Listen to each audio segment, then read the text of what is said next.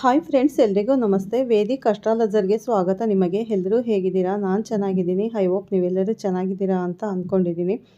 Please friends, ಈ ವಿಡಿಯೋನ ಫಸ್ಟಿಂದ ಕೊನೆವರೆಗೂ ಸ್ಕಿಪ್ ಮಾಡದೆ ನೋಡಿ. ನಿಮ್ಗೆ ಇಷ್ಟ ಆದರೆ ಲೈಕ್ ಮಾಡಿ, ಶೇರ್ ಮಾಡಿ. ಹೊಸದಾಗಿ ನೋಡೋರು ವೇದಿಕ್ ಅಸ್ಟ್ರಾಲಜರ್ಗೆ ಸಬ್ಸ್ಕ್ರೈಬ್ ಮಾಡ್ಕೊಳ್ಳಿ. ಪಕ್ಕದಲ್ಲಿರೋ ಬೆಲ್ ಐಕನ್ ಕ್ಲಿಕ್ ಮಾಡಿ. ನಾನು ಹಾಕೋ ಪ್ರತಿಯೊಂದು ವಿಡಿಯೋ ನೋಟಿಫಿಕೇಷನ್ಗೆ ಬರುತ್ತೆ, ತಕ್ಷಣ ನೋಡ್ಬೋದು. ಹಾಗೆ ಈ ವಿಡಿಯೋ ಇಷ್ಟ ಆದರೆ ಓಂ ಶನೇಶ್ವರಾಯ ನಮಃ ಅಥವಾ ಓಂ ಶ್ರೀ ಗುರು ರಾಘವೇಂದ್ರಾಯ ನಮಃ ಅಂತ ಒಂದು ಕಮೆಂಟ್ ಕೊಡೋದನ್ನು ಖಂಡಿತ ಮರಿಬೇಡಿ. ನಾನಿವಾಗ ತಿಳಿಸ್ಕೊಡ್ತಾ ಇದ್ದೀನಿ ಮಕರ ರಾಶಿ ಬಗ್ಗೆ. ಮಕರ ರಾಶಿ ಜೂನಿಂದ ಯಾವ ರೀತಿ ಫಲಗಳಿವೆ ಅನ್ನೋದನ್ನು ತಿಳಿಸ್ಕೊಡ್ತಾ ಇದ್ದೀನಿ. ಈ ಮಾಹಿತಿಯಲ್ಲೂ ಸ್ಕಿಪ್ ಮಾಡದೆ ಪೂರ್ತಿಯಾಗಿ ನೋಡಿ. ಮಕರ ರಾಶಿಯವರಿಗೆ ಹಣದ ಒಂದು ಭಾಗ್ಯ ತೆರೆದುಕೊಳ್ತಾ ಇದೆ. ಆದರೆ ಯಾವ ದಿಕ್ಕಿನಲ್ಲಿ ಈ ಒಂದು ಹಠಾತ್ ಬದಲಾವಣೆಯಿಂದ ನಿಮ್ಮ ಜೀವನದ ಭಾಗ್ಯದ ಬಾಗಿಲು ತೆರೆಕೊಳ್ತಾ ಇದೆ? ನೀವು ಇಷ್ಟು ದಿನಗಳ ಕಾಲ ನಿರೀಕ್ಷೆ ಮಾಡ್ತಿದ್ದಂತಹ ಒಂದು ಅದೃಷ್ಟಕರವಾದ ಸಮಯ ಈಗ ಬಂದಿದೆ. ಜ್ಞಾನನಂದಮಯಂ ದೇವಂ ನಿರ್ಮಲಂ ಸ್ಫಟಿಕಾಕೃತಿಕಂ ಕೃತಿಮಂ ಆಧಾರಂ ಸರ್ವ ವಿದ್ಯಾನಾಂ ಹಯಗ್ರೀವ ಉಪಾಸ್ಮಹೇ. ಜೂನ್ 2026 ರಲ್ಲಿ ಗ್ರಹಗಳ ಸ್ಥಾನಮಾನದ ಮೇಲೆ, ದ್ವಾದಶ ರಾಶಿಗಳ ಮೇಲೆ ಏನೆಲ್ಲ ಪ್ರಭಾವ ಬೀರುತ್ತೆ ಅನ್ನೋದನ್ನು ನಾವೀಗ ನೋಡೋಣ ಬನ್ನಿ ಸ್ನೇಹಿತರೆ. ಅದಕ್ಕೂ ಮುಂಚೆ ಗ್ರಹಗಳ ಸ್ಥಾನಮಾನ ಹೇಗಿದೆ ಅಂತ ನೋಡೋದಾದರೆ ನೋಡಿ. ಮೊದಲನೆಯದಾಗಿ ಈ ತಿಂಗಳಲ್ಲಿ ಬಹಳಷ್ಟು ಗ್ರಹಗಳು ಒಂದು ಸ್ಥಾನಮಾನದ ವ್ಯತ್ಯಾಸಗಳಿದ್ದಾವೆ. ಅದರಲ್ಲೂ ತುಂಬ ಪ್ರಮುಖವಾದ ಗ್ರಹ ಅಂತಂದರೆ ಗುರುಗ್ರಹ ತನ್ನ ಪತನ ಬದಲಾವಣೆ ಮಾಡ್ತಿದ್ದಾರೆ. ಅಂದರೆ ಇದೇ ತಿಂಗಳು 2ನೇ ತಾರೀಕು ಮಿಥುನ ರಾಶಿಯಿಂದ ಕಟಕ ರಾಶಿಗೆ, ತಮ್ಮ ಉಚ್ಚ ರಾಶಿಗೆ ತನ್ನ ಪತನ ಅಂದರೆ ತಮ್ಮ ಸ್ಥಾನ ಬದಲಾಯಿಸುತ್ತಿದ್ದಾರೆ. ಇದರಿಂದ ಸಾಕಷ್ಟು ಬದಲಾವಣೆಗಳನ್ನು ನೀವು ನೋಡಬಹುದು. ನಾವು ಆಲ್ರೆಡಿ ಇದರ ಬಗ್ಗೆ ವಿಡಿಯೋ ಮಾಡಿ ಹಾಕಿದ್ದೇನೆ. ಸೊ ಅದರ ಬಗ್ಗೆ ಎಲ್ಲರೂ ತಿಳ್ಕೊಳ್ತೀರಾ ಅಂತ ನಾನು ಭಾವಿಸ್ತೀನಿ. ಹಾಗೆ ಇನ್ನು ಬೇರೆ ಗ್ರಹಗಳು ಅಂತ ನೋಡೋಕೆ ಬಂದಾಗ ನೋಡಿ, 8ನೇ ತಾರೀಕು ಶುಕ್ರ ಗ್ರಹ ಮಿಥುನ ರಾಶಿಯಿಂದ ಕಟಕ ರಾಶಿಗೆ ಪ್ರವೇಶ ಮಾಡ್ತಾ ಇದ್ದಾರೆ. ಅಂದರೆ ತಮ್ಮ ಪತನ ಬದಲಾಯಿಸ್ತಿದ್ದಾರೆ. ಮತ್ತು 15ನೇ ತಾರೀಕು ಸೂರ್ಯಗ್ರಹ ವೃಷಭ ರಾಶಿಯಿಂದ ಮಿಥುನ ರಾಶಿಗೆ ಪ್ರವೇಶ ಮಾಡ್ತಾ ಇದ್ದಾರೆ. ಹಾಗೆ 21ನೇ ತಾರೀಕು ಕುಜಗ್ರಹ ಮೇಷ ರಾಶಿಯಿಂದ ವೃಷಭ ರಾಶಿಗೆ ತಮ್ಮ ಪತನ ಬದಲಾಯಿಸ್ತಿದ್ದಾರೆ. 22ನೇ ತಾರೀಕು ಬುಧಗ್ರಹ ಮಿಥುನ ರಾಶಿಯಿಂದ ಏನು ಕಟಕ ರಾಶಿಗೆ ತಮ್ಮ ಪತನ ಬದಲಾಯಿಸ್ತಿದ್ದಾರೋ, ಸೊ ಹಾಗಾಗಿ 22ನೇ ತಾರೀಕು ಅಷ್ಟೊತ್ತಿಗೆ ಏನು ಕಟಕ ರಾಶಿಯಲ್ಲಿ 3 ಗ್ರಹಗಳ ಒಂದು ಸಂಯೋಗ ಕೂಡ ಆಗ್ತಿದೆ. ಸೊ ಹಾಗಿದ್ರೆ ದ್ವಾದಶ ರಾಶಿಗಳ ಮೇಲೆ ಈ ತಿಂಗಳಲ್ಲಿ ಏನೆಲ್ಲ ಫಲಾನುಫಲಗಳನ್ನು ನಾವು ಎಕ್ಸ್ಪೆಕ್ಟೇಷನ್ ಮಾಡಬಹುದು ಅನ್ನೋದನ್ನು ನೋಡೋಣ ಬನ್ನಿ. ಮಕರ ರಾಶಿಯವರು ಯಾವಾಗ ನೋಡಿದರೂ ಕೂಡ ಏನೋ ಒಂದು ಕಷ್ಟ. ಅಪ್ಪ, ಈ ಮಕರ ರಾಶಿಯವರಿಗೆ ತಪ್ಪಿದ್ದಲ್ಲ ಕಷ್ಟಗಳು ಅನ್ನೋದನ್ನು ನಾನು ಕೇಳ್ತಾನೆ ಇರ್ತೀನಿ. ಟೈಮ್ ಚೆನ್ನಾಗಿದೆ ಅಂದರೂ ಕೂಡ ಅವರವರೇ ಅನ್ಕೋತಿರ್ತಾರೆ ನಮ್ಮ ಟೈಮ್ ಚೆನ್ನಾಗಿಲ್ಲ ಅಂತ. ಆದರೆ ಇವಾಗೂ ಕೂಡ ನೀವು ಹಂಗೆ ಅನ್ಕೋಬೇಡಿ. ಯಾಕೆ ಗೊತ್ತಾ? ಗುರುಬಲ ಬಂದಿದೆ. ಗುರು ನಿಮಗೆ 7ನೇ ಮನೆಯಲ್ಲಿ ಇದ್ದಾನೆ. ನೇರವಾದ ದೃಷ್ಟಿ ನಿಮ್ಮ ಮೇಲೆ ಇದೆ. ಸೊ ಹಾಗಾಗಿ ಈ ಉತ್ತಮವಾದ ಸಮಯ ಅಟ್ಲೀಸ್ಟ್ ಇವಾಗಾದರೂ ಸದುಪಯೋಗ ಪಡಿಸ್ಕೊಳ್ಳಿ. ನಿಮಗೆ ಇವಾಗ ಗುರುಬಲ ಬಂದಿರೋದ್ರಿಂದ ಮನೆಯಲ್ಲಿ ಮದುವೆ ಕಾರ್ಯಗಳು ನಡೆಯುವಂಥದ್ದು. ಗುರುಬಲ ಬಂದಿದೆ. ಗಂಡು ಹೆಣ್ಣು ಹುಡುಕಾಟ ಮಾಡ್ಕೊಳ್ಳಿ. ತುಂಬ ದಿವಸಗಳಿಂದ ಮದುವೆ ಆಗಿಲ್ಲ ಅಂತ ಯಾರಂತಿದ್ದೀರಾ, ಇವಾಗ ಗಂಡು ಹೆಣ್ಣು ಹುಡುಕಿದರೆ ಖಂಡಿತ ಒಳ್ಳೆ ಒಂದು ಏನು ವರ ಅಥವಾ ವಧು ಹುಡುಕೋ ಬರುವಂಥದ್ದು. ಜೊತೆಗೆ ಮನೆಯಲ್ಲಿ ಶುಭ ಕಾರ್ಯಗಳಾಗೋದು, ಮದುವೆ, ಗೃಹ ಪ್ರವೇಶ, ಹೋಮ ಹವನಗಳು, ಪೂಜೆಗಳು, ನಾಮಕರಣಗಳು ಇತ್ಯಾದಿ ನಡೆಯುವಂಥದ್ದು. ಈ ರೀತಿ ಶುಭ ಫಲಗಳು, ನಿಮಗೆ ಶುಭ ಕಾರ್ಯಗಳು ನಡೀತಾ ಇದೆ ಮತ್ತು ಒಳ್ಳೆ ಸಮಯ ಆಗಿದೆ. ಲಗ್ನದ ಮೇಲೆ ಅಂದರೆ ಗುರು ದೃಷ್ಟಿ ಬೀಳ್ತಾ ಇರೋದ್ರಿಂದ ಕೋಟಿ ಪುಣ್ಯ ಅಂತ ಹೇಳ್ತೀವಿ. ಜೊತೆಗೆ ಇನ್ಯಾವ ಮನೆಗಳ ಮೇಲೆ ಗುರುವಿನ ದೃಷ್ಟಿ? ನಿಮಗೆ 11ನೇ ಮನೆ ಮೇಲೆ ಗುರುವಿನ ದೃಷ್ಟಿ ಇದೆ. ನಿಮ್ಮ ಒಂದು 3ನೇ ಮನೆ ಮೇಲೆ ಗುರುವಿನ ದೃಷ್ಟಿ ಇದೆ. ಅಲ್ಲೇ ನಿಮ್ಮ ರಾಶ್ಯಾಧಿಪತಿನೂ ಕೂಡ ಇದ್ದಾನೆ. ಸೊ ಹಾಗಾಗಿ ನಿಮಗೆ ಕೆಲಸಗಳಲ್ಲಿ ಒಂದು ಉನ್ನತ ಮಟ್ಟಕ್ಕೆ ಹೋಗ್ತೀರಾ. ಲಾಭ ಜಾಸ್ತಿ ಬರುತ್ತೆ. ಇನ್ನು ದಿವಸ ಬರ್ತಿದ್ದಂತೆ ಲಾಭಗಳು ದುಪ್ಪಟ್ಟಾಗ್ತಾ ಹೋಗುತ್ತೆ. ಒಳ್ಳೊಳ್ಳೆ ಅವಕಾಶಗಳು ನಿಮ್ಮನ್ನು ಹುಡ್ಕೊಂಡು ಬರುತ್ತೆ. ಆ ಕೆಲಸಗಳನ್ನು ಮಾಡಿದಾಗ ನಿಮಗೆ ಖಂಡಿತವಾಗ್ಲೂ ಅದರ ಬಗ್ಗೆ ಒಳ್ಳೆ ಫಲಗಳು ನೋಡುವಂಥ ಒಂದು ಟೈಮ್ ಆಗಿದೆ. ಇನ್ನು 3ನೇ ಮನೆ ಮೇಲೆ ಗುರುವಿನ ದೃಷ್ಟಿ ಬೀಳ್ತಿದೆ. ಧೈರ್ಯ ಜಾಸ್ತಿ ಆಗುತ್ತೆ. ಈಗ ಆಲ್ರೆಡಿ ಧೈರ್ಯವಂತರೇ ನೀವು. ಇನ್ನಷ್ಟು ಧೈರ್ಯ, ಏನೋ ಕೆಲಸ ಮಾಡೋಕ್ಕೆ ಕಾನ್ಫಿಡೆಂಟ್ ಬರುತ್ತೆ. ರೆಕ್ಕೆ ಮತ್ತು ಶಕ್ತಿ ಬಂದ, ಇಷ್ಟು ದಿವಸ ರೆಕ್ಕೆ ಇತ್ತು, ಅದು ಶಕ್ತಿ ಬಂದಂಗೆ ಆಗಿದೆ. ಈಗ ರೆಕ್ಕೆಗೆ ಈ ರೀತಿಯಾಗಿ ಒಂದು ಪಕ್ಷಿಯ ರೆಕ್ಕೆಗೆ ಶಕ್ತಿ ಬಂದರೆ ಯಾವ ರೀತಿ ಹಾರುತ್ತೋ ಆ ಥರ ನೀವು ಸ್ವಚ್ಛಂದವಾಗಿ ಆಕಾಶದಲ್ಲಿ ಹಾರ್ಬೋದು. ಅಂದರೆ ನಿಮ್ಮ ಸಮಯ ತುಂಬ ಚೆನ್ನಾಗಿದೆ. ಸೋಷಿಯಲ್ ಮೀಡಿಯಾದಲ್ಲಿ ವರ್ಕ್ ಮಾಡ್ತಾ ಇದ್ದರೆ ಸ್ವಲ್ಪ ಐ ಲೆವೆಲ್ಗೆ ಹೋಗ್ತೀರಾ, ಬೇಗ ಗುರುಸ್ಕೋತೀರಾ, ನಿಮ್ಮ ಮಾತಿಗೆ ಒಂದು ಬೆಲೆ ಬರೋಕ್ಕೆ ಶುರುವಾಗುತ್ತೆ. ಇಷ್ಟು ದಿವಸ ಶನಿ ಇದ್ದಿದ್ದರಿಂದ ಏನಾಗ್ತಿತ್ತೋ ಏನೋ ಮಾಡಿದ್ರೂ ಕೂಡ ಏನಾದರೂ ಒಂದು ಅಯ್ಯೋ ಇವರೇನು ಮಾತಾಡಿದ್ರು ಕರೆಕ್ಟ್ ಆಗಲ್ಲ, ಇವ್ರು ಹೇಳೋದು ಯಾವುದೂ ನಡೆಯೋಲ್ಲ ಅಂತ ತುಂಬ ಜನ ಹೇಳ್ತಾ ಇದ್ವಿ. ಹಾಗೆ ಈಗ ನೋಡಿ ನೀವು ಖಂಡಿತ ಮಕರ ರಾಶಿಯವರಿಗೆ ಒಳ್ಳೆ ಟೈಮ್ ಬಂದಿದೆ, ಅದನ್ನು ತುಂಬ ಚೆನ್ನಾಗಿ ಯುಟಿಲೈಸ್ ಮಾಡ್ಕೊಳ್ಳಿ ಅಂತ ಹೇಳ್ತೀನಿ. ಹಂಗೆ ಹಿಂಗೆ ಅಂತ ಏನೇನೋ ಮಾತು ಬರ್ತಾ ಇತ್ತು, ಆದರೆ ಇವಾಗ ಹಂಗಲ್ಲ, ಗುರು ದೃಷ್ಟಿ ಬೀಳ್ತಾ ಇದೆ, ಮಾತಿಗೆ ಬೆಲೆ ಬರುತ್ತೆ.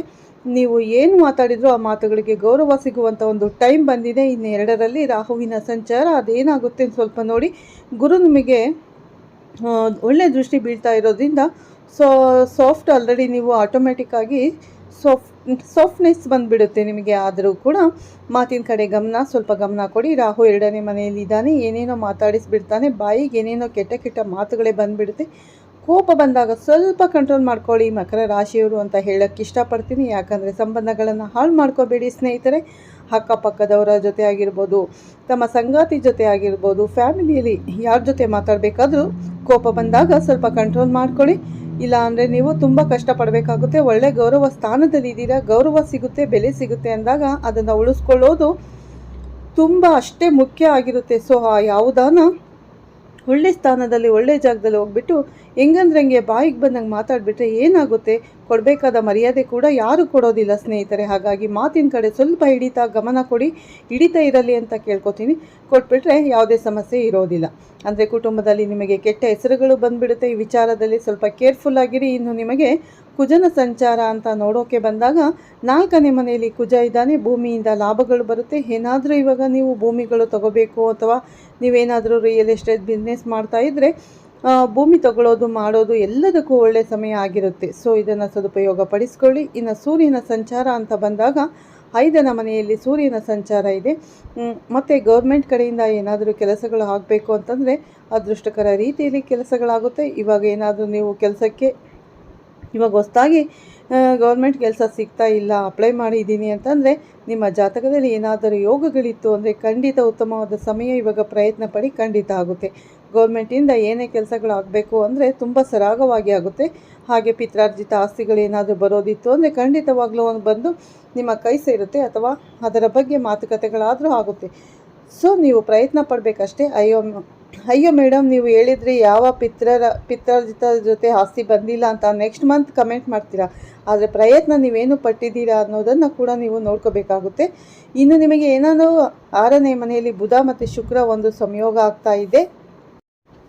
ಸೊ ಹಾಗಾಗಿ ಯಾರೆಲ್ಲ ಉದ್ಯೋಗಸ್ಥರು ಇರ್ತೀರಾ ಅವರೆಲ್ಲರಿಗೂ ಕೂಡ ಒಳ್ಳೆಯ ಲಾಭಗಳು ಬರುವಂಥದ್ದು ಅಥವಾ ಕೆಲಸದಲ್ಲಿ ಬಡ್ತಿಗಳು ಬರುವಂಥದ್ದು ಅಥವಾ ನಿಮ್ಮ ಕೆಲಸವನ್ನು ಗುರುತಿಸುವಂಥದ್ದು. ಎಸ್ಪೆಷಲಿ ಯಾರೆಲ್ಲ ಬಿಸ್ನೆಸ್ ಮಾಡ್ತಾ ಇರುವಂಥವ್ರು ಮತ್ತು ಯಾರೆಲ್ಲ ಕಲೆಗೆ ಸಂಬಂಧಪಟ್ಟಿರುವಂಥ ಕೆಲಸಗಳನ್ನು ಮಾಡ್ತಿರುವಂಥವ್ರಿಗೆ, ಏನು ಮೇಕಪ್ ಆರ್ಟಿಸ್ಟ್ಗಳಿರಾಗಿರ್ಬೋದು ಅಥವಾ ಕಾಸ್ಮೆಟಿಕ್ಸ್ನ ಮಾರುವಂಥವ್ರಾಗಿರ್ಬೋದು, ಇದಕ್ಕೆ ಸಂಬಂಧಪಟ್ಟಾಗ ಏನೇ ಕೆಲಸ ಮಾಡ್ತಾಯಿದ್ರು ಅದರಲ್ಲಿ ಖಂಡಿತವಾಗ್ಲೂ ಯಶಸ್ಸನ್ನು ನೋಡಬಹುದು.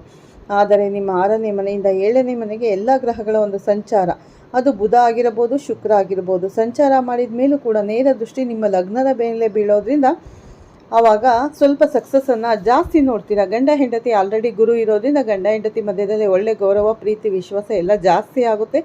ಶುಕ್ರ ಬಂದಾದ ಮೇಲೆ ಅದು ಇನ್ನೂ ಜಾಸ್ತಿ ಆಗುತ್ತೆ. ಸೊ ಮನೆಯಲ್ಲಿ ನಿಮಗೆ ಏನು ಸ್ವಲ್ಪ ನೆಗೆಟಿವಿಟಿ ಇತ್ತು, ಇಷ್ಟು ದಿವಸ ಆಗ್ತಾ ಇತ್ತು, ಅದನ್ನೆಲ್ಲ ಸ್ವಲ್ಪ ರೆಡ್ಯೂಸ್ ಆಗ್ತಾ ಹೋಗುತ್ತೆ. ಆರೋಗ್ಯದಲ್ಲಿ ಸ್ವಲ್ಪ ಸುಧಾರಣೆ ಅಂತೂ ಕೂಡ ನೋಡ್ತಾ ಹೋಗ್ತೀರಾ. ಇನ್ನು 8ನೇ ಮನೆಯಲ್ಲಿ ಕೇತು ಇರೋದ್ರಿಂದ ಆಪ್ರೇಷನ್ಗಳಾಗೋ ಚಾನ್ಸಸ್ ಜಾಸ್ತಿ ಇರುತ್ತೆ. ಸೊ ಏನಾದರೂ ಸಣ್ಣ ಪುಟ್ಟ ಸಮಸ್ಯೆ ಬಂತು ಅಂತಂದರೆ ಮೊದಲೇ ಅದನ್ನು ಡಾಕ್ಟರ್ ಹತ್ರ ತೋರಿಸ್ಕೊಳ್ಳಿ. ಮಕರ ರಾಶಿಯವರು ಡೆವಲಪ್ಮೆಂಟ್ ಆಗೋಕ್ಕೆ ಬಿಡಬೇಡಿ ಸ್ನೇಹಿತರೆ.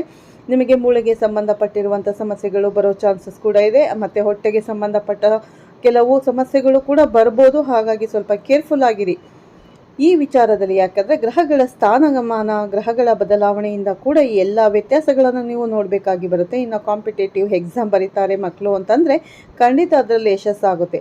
ಸೂರ್ಯನು ಕೂಡ 5ನೇ ಮನೆಯಿಂದ 6ನೇ ಮನೆಗೂ ಸಂಚಾರ ಮಾಡ್ತಾನೆ. ಆವಾಗ ನೀವೇನಾದರೂ ಗೌರ್ಮೆಂಟ್ ಉದ್ಯೋಗಕ್ಕೆ ಪ್ರಯತ್ನ ಪಡ್ತೀರಿ ಅಂದರೆ ಖಂಡಿತ ಅದರಲ್ಲೂ ಕೂಡ ನೀವು ಸಕ್ಸಸ್ಸನ್ನು ನೋಡ್ಬೋದು. ಇನ್ನು ಓವರಾಲ್ ಆಗಿ ಮಕರ ರಾಶಿಯವರಿಗೆ ತುಂಬ ಉತ್ತಮವಾದ ಸಮಯನೇ ಆಗಿದೆ. ಪರಿಹಾರವಾಗಿ ಏನು ಮಾಡಬೇಕು, ವಿದ್ಯಾರ್ಥಿಗಳಿಗೂ ತುಂಬ ಚೆನ್ನಾಗಿದೆ, ಈ ಕಡೆ ರೈತರಿಗೂ ತುಂಬ ಚೆನ್ನಾಗಿದೆ ಸಮಯ. ಓವರಾಲ್ ಆಗಿ ನಿಮಗೆ ಸಮಯ ತುಂಬ ಚೆನ್ನಾಗಿದೆ. ಸಣ್ಣ ಪುಟ್ಟ ನೆಗೆಟಿವಿಟಿ ಮಾತ್ರ ಇದೆ. ಪರಿಹಾರ ಏನು ಮಾಡಬೇಕಂದ್ರೆ ನೋಡಿ, ಕೇತು ನಿಮಗೆ ಏನು 8ನೇ ಮನೆಯಲ್ಲಿ ಇರೋದ್ರಿಂದ ಆಪ್ರೇಷನ್ಸ್ ಆಗುತ್ತೆ ಅಂತ ಹೇಳಿದೆ. ಪ್ರತಿದಿನ ಗಣಪತಿ ಧ್ಯಾನ, ಓಂ ಗಂ ಗಣಪತಿ ನಮಃ ಅನ್ನುವಂಥ ಮಂತ್ರನ ಪಠನೆ ಮಾಡ್ಕೊಳ್ಳಿ. ಗಣಪತಿಗೆ ಸಂಕಷ್ಟಹರ ಚತುರ್ಥಿ ದಿವಸ 21 ಗರಿಕೆ ಹುಲ್ಲನ್ನು ಅರ್ಪಣೆ ಮಾಡಿ. ಮತ್ತು 2ನೇ ಮನೆಯಲ್ಲಿ ರಾಹು ಸಂಚಾರ ಮಾಡ್ತಾ ಇರೋದ್ರಿಂದ ಮಾತಿನ ಕಡೆ ಗಮನ ಕೊಡಿ ಅಂತ ಹೇಳಿದೆ. ದುರ್ಗಾದೇವಿ ಆರಾಧನೆ ಜಾಸ್ತಿ ಮಾಡ್ಕೊಳ್ಳಿ. ರೌದ್ರವಾಗಿರುವಂತಹ ದೇವಿ ದೇವಸ್ಥಾನಗಳಿಗೆ ಆದಷ್ಟು ರಾಹುಕಾಲದಲ್ಲಿ ಸಮಯ ಸಿಕ್ಕಿದರೆ ಹೋಗ್ಬಿಟ್ಟು ಬನ್ನಿ. ಇಲ್ಲ ಅಂತಂದರೆ ಬೆಳಗ್ಗೆನೋ ಅಥವಾ ಸಂಜೆ ಗೋಧೂಳಿ ಸಮಯದಲ್ಲೋ ದೇವಸ್ಥಾನಕ್ಕೆ ಹೋಗ್ಬಿಟ್ಟು ಬನ್ನಿ. ಅದು ಪ್ರತಿ ಮಂಗಳವಾರನೋ ಅಥವಾ ಶುಕ್ರವಾರ, ಭಾನುವಾರ ಅಥವಾ ಬುಧವಾರ ಈ ದಿನಗಳಲ್ಲಿ ಹೋದರೆ ತುಂಬ ಉತ್ತಮ ಫಲಗಳನ್ನು ನೋಡಬಹುದು ಸ್ನೇಹಿತರೆ. ಇದರ ಜೊತೆಗೆ ನೀವು ರಾಶಿಯಾಧಿಪತಿಯಾಗಿರುವಂಥ ಶನಿ ಆರಾಧನೆ ಜಾಸ್ತಿ ಮಾಡ್ಕೊಳ್ಳಿ. ಯಾವ ರೀತಿಯಾಗಿ ನಿಮ್ಮ ಕೈ ಕೆಳಗಡೆ ಯಾರನ್ನು ಕೆಲಸ ಮಾಡ್ತೀರೋ ಅವರನ್ನು ಪ್ರೀತಿ ವಿಶ್ವಾಸದಿಂದ ಕಾಣಿ. ವಯಸ್ಸಾದವರಿಗೆ ಸ್ವಲ್ಪ ಕರುಣೆಯಿಂದ ಪ್ರೀತಿಯಿಂದ ಮಾತಾಡಿಸಿ. ಸಾಧ್ಯವಾದಷ್ಟು ನಿಮ್ಮ ಕೈಯಲ್ಲಿ ಏನಾದರೂ ದಾನ ಮಾಡೋಕ್ಕಾದರೆ ದಾನ ಧರ್ಮ ಮಾಡಿ. ಇದಿಷ್ಟೇ ನಿಮ್ಮನ್ನು ಖಂಡಿತವಾಗ್ಲೂ ಕಾಯ್ತಾ ಹೋಗುತ್ತೆ. ನೋಡಿದ್ರಲ್ಲ ದ್ವಾದಶ ರಾಶಿಗಳ ಫಲಾಫಲಗಳು ಹೇಗಿದೆ ಅನ್ನೋದನ್ನು. ಆದರೆ ನೋಡಿ, ನೀವು ಏನೇ ಆದರೂ ಕೂಡ ನಿಮ್ಮ ಒಂದು ವೈಯಕ್ತಿಕ ಜಾತಕಗಳನ್ನು ತೋರಿಸ್ಕೋಬೇಕಾಗುತ್ತೆ. ಅದರಲ್ಲಿ ನಿಮ್ಮ ದಶಾಭುಕ್ತಿ ಮೇಲೆ ಎಲ್ಲನೂ ಕೂಡ ನಿರ್ಧಾರ ಆಗುತ್ತೆ. ಕೆಲವರಿಗೆಲ್ಲ ಗೌರ್ಮೆಂಟ್ ಕೆಲಸಗಳು ಸಿಗುವಂಥ ಅವಕಾಶ ಇದೆ ಅಂತ ಕೂಡ ನಾನು ಹೇಳಿದ್ದೀನಿ. ಆದರೆ ನಿಮ್ಮ ಜಾತಕದಲ್ಲಿ ಆ ಫಲಗಳು ಇದೆಯಾ ಅನ್ನೋದನ್ನು ಕೂಡ ನೀವು ನೋಡಿಸ್ಕೋಬೇಕಂದ್ರೆ ಚೆಕ್ ಮಾಡ್ಕೋಬೇಕಾಗುತ್ತೆ. ಅದರ ಮೇಲೆ ನೀವು ಡಿಸಿಷನ್ ತಗೊಂಡ್ರೆ ಖಂಡಿತವಾಗ್ಲೂ ಅದಕ್ಕೆ ತಕ್ಕ ಪರಿಹಾರ ಮಾಡಿಕೊಂಡ್ರು ಕೂಡ ನಿಮ್ಮ ಜೀವನದಲ್ಲಿ ಏಳಿಗೆನ ನೋಡಬಹುದು. ನೀವೇನಾದರೂ ನಮ್ಮಲ್ಲಿ ಅಂದರೆ ನಿಮ್ಮ ಜಾತಕಗಳನ್ನು ಹತ್ತಿರದ ಜ್ಯೋತಿಷಿಗಳಿಗೆ ತೋರಿಸ್ಕೊಂಡು ಒಮ್ಮೆ ನೀವು ಚೆಕ್ ಮಾಡ್ಕೊಳ್ಳಿ. ಖಂಡಿತ ನಿಮಗೆ ಒಳ್ಳೆಯದಾಗುತ್ತೆ ಸ್ನೇಹಿತರೆ ಅಂತ ಹೇಳ್ತಾ ಈ ವಿಡಿಯೋನ ಇಲ್ಲೇ ಮುಗಿಸ್ತೀನಿ. ಮತ್ತು ಸಿಗ್ತೀನಿ ನಿಮಗೆ ಉತ್ತಮ ರಾಶಿ ಭವಿಷ್ಯದೊಂದಿಗೆ. ಪ್ಲೀಸ್ ಫ್ರೆಂಡ್ಸ್, ಹೊಸದಾಗಿ ನೋಡೋರು ನಮ್ಮ ಚಾನಲ್ಗೆ ಸಬ್ಸ್ಕ್ರೈಬ್ ಆಗಿ, ಹಾಗೆ ಪಕ್ಕದಲ್ಲಿರೋ ಬೆಲ್ ಐಕನ್ ಕೂಡ ಕ್ಲಿಕ್ ಮಾಡಿ.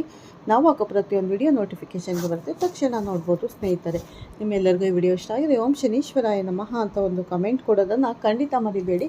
ಎಲ್ಲರಿಗೂ ಒಳ್ಳೆಯದಾಗಲಿ ಅಂತ ದೇವರಲ್ಲಿ ಪ್ರಾರ್ಥನೆ ಮಾಡ್ತೀನಿ. ಮತ್ತೆ ಸಿಗ್ತೀನಿ ಉತ್ತಮ ರಾಶಿ ಭವಿಷ್ಯದೊಂದಿಗೆ. ಅಲ್ಲಿವರೆಗೂ ತಮ್ಮೆಲ್ಲರಿಗೂ ಧನ್ಯವಾದಗಳು ಸ್ನೇಹಿತರೆ.